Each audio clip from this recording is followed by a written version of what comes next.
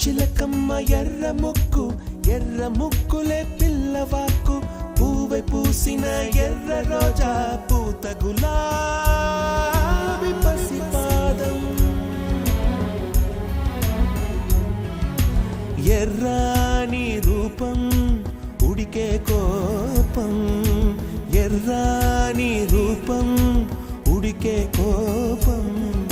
సంధ్యావర్ణ మంత్రాలు వింటే ఎర్రని పంట పాదమంటే కాంచనాల జిలుగు పచ్చ కొండ బంతి గోరంత